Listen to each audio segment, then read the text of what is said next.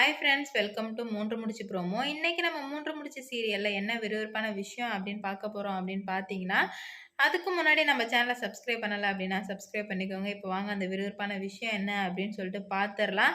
இவ்வளோ நாள் வரைக்கும் நம்ம நந்தினி கடத்தப்பட்ட விஷயத்துல யாருமே அது யார் தான் கடத்திருப்பாங்க அப்படின்னு சொல்லிட்டு யாருமே இன்வால்வ் ஆகவே இல்லை. ஏன்னா வந்துட்டு நந்தினி ஏழை வீட்டு பொண்ணு, ஒரு வேலைக்காரி. அதனால மட்டும்தான் நந்தினியை கடத்தது பெரிய ஆக்ஷன் எடுக்கவே இல்லை. இந்த இப்போ எல்லா இடத்துலயும் நடந்துட்டு இருக்கே, ஒரு காசு இல்லாதவங்களுக்கு எதனா ஒண்ணு நடந்தா எதுவும் கண்டுக்கிறது இல்ல. இதே பணக்காரவங்களுக்கு, இல்ல பெரிய பெரிய பொசிஷன்ல இருக்கவங்களுக்கு எதனா நடந்துச்சுன்னா கரெக்ட்டா தேடி கண்டுபிடிப்பாங்க. இப்ப இந்த சீரியல்ல அத மாரி தாங்க நடக்குது. நந்தினிய 2 நாள் கடத்தி கார்ல வச்சிருக்காங்க. இன்ன வரைக்கும் அவங்கள யாரு, எப்படி அப்படின்னு சொல்லிட்டு எதுவுமே விசாரிக்கவே இல்ல. இதே வந்துட்டு சுந்தரவல்லியோட பொண்ணு வந்துட்டு சுரேகாவ கடத்திருந்தாங்க அப்படின்னா, இந்நேரம் கண்டுபிடிச்சு போலீஸ்ட்ட குடுத்துருப்பாங்க. இதுதான் பணக்காரவங்களுக்கும், ஏழைக்கும் உள்ள வித்தியாசம். சரி அத விடுங்க. வாங்க இப்ப சீரியலுக்குள்ள போவோம். இது யாருமே வந்துட்டு கண்டுக்கவே இல்ல தான்.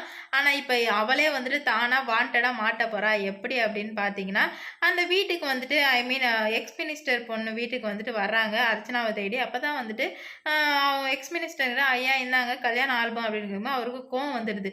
கல்யாணமே நடக்கல. இப்ப தான் கல்யாண ஆல்பம் தூக்கிட்டு ஓடுங்கடா அப்படின்னு சொல்லும்போது, அர்ச்சனா அங்கேருந்து வந்து "நீ இருங்க எனக்கு அந்த ஆல்பம் வேணும் குடுங்க" அப்படின்னு சொல்லி கேட்கும்போது, "ஏம்மா இந்த ஆல்பத்தெல்லாம் வாங்கி நீ கஷ்டப்பட போற? வேண்டாம்மா" அப்படின்னு சொல்லிட்டு சொல்றாரு. இல்லப்பா எனக்கு கண்டிப்பா வேணும் அப்படின்னு சொல்லிட்டு நம்ம அர்ச்சனா பிடிவாதமா இருக்கும்போது அந்த ஆல்பத்த வாங்கிக்கிறாங்க. வாங்கி அந்த ஆல்பத்த திருப்பி திருப்பி பார்த்து டென்ஷன், பிபி, பிரஷர் எல்லாத்தையுமே ஏத்திக்கிறாங்க. ஏன்னா வந்துட்டு, இப்ப நம்ம ஒரு விஷயம் கோவமா இருக்கு அப்படின்னா, அத மறக்க ட்ரை பண்ணோம். ஆனா அத ஞாபகப்படுத்துறதுக்காக ஃபோட்டோஸ் பார்த்தா கண்டிப்பா ஞாபகம் வரும். அதே ட்ரிக்க தான் இங்க அர்ச்சனா யூஸ் பண்றா. அதனால என்னவோ கோவம் வருது. அந்த நந்தினிய உயிரோட விடவே கூடாதுப்பா. என்னோட இடத்துல அவ இருக்கிறா. அத பார்க்கும்போது எனக்கு வயிறா எரியுது. அவள நான் சும்மாவே விடமாட்டேன்.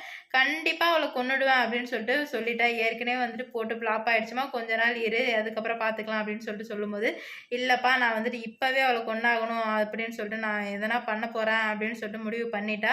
அதுக்காக என்ன பண்ண போறா அப்படின்னு பார்த்தீங்கன்னா, மறுபடியும் அந்த வீட்டுக்கு ஏதோ ரிப்பேர்ன்னு சொல்லிட்டு நீங்க போங்கடா. போயும்போது அவள வந்துட்டு அங்கருந்து மயக்க மருந்து குடுத்து அங்கருந்து எப்படியும் கடத்திட்டு வந்துருங்க அப்படின்னு சொல்லிட்டு சொல்றாங்க.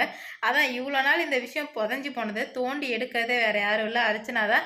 கண்டிப்பா 2 பேர் அந்த வீட்டுக்கு அனுப்பி, அவ வந்துட்டு கண்டிப்பா மாட்ட தான் போறா. அப்பதான் எல்லாருக்கும் எல்லா உண்மையுமே தெரிய வரப்போது. இப்படி ஒருத்தி இருக்கிறா, அவ தான் இந்த வீட்ட பழிவாங்கணும்னு நெனைக்கிறா அப்படின்னு சொல்லிட்டு யாருக்குமே இன்ன வரைக்கும் யோசனை வரவே இல்ல. ஒருத்தர் ஒரு ஒரு திங்கிங். நம்ம சூர்யா வந்துட்டு சுந்தரவல்லி தான் கடத்துனாங்க. நம்ப சுரேகாவும், மாதவி வந்துட்டு இல்ல நந்தினியா தான் வேணுக்குன்னே போயிட்டு அந்த கொலைகாரவங்க கூட மாட்டிக்கிட்டா. அப்படி இப்படின்னு சொல்லிட்டு ஒருத்தருக்கு ஒரு வேறுபட்ட கருத்து இருந்தாலும், உண்மையான கருத்து யாருக்குமே தெரியவே இல்ல. இப்ப அர்ச்சனாவே வசமா வந்து மாட்ட போறா. சூர்யா அர்ச்சனாவ என்ன பண்ண போறான் அப்படின்னு சொல்லிட்டு வெயிட் பண்ணி பார்ப்போம். இந்த வீடியோ பிடிச்சிருந்தா லைக் பண்ணுங்க, ஷேர் பண்ணுங்க, கமெண்ட் பண்ணுங்க. இது போன்ற வீடியோ சீரியல் அப்டேட் தெரிஞ்சுக்க நம்ம சேனல் மறக்காம சப்ஸ்கிரைப் பண்ணிக்கோங்க.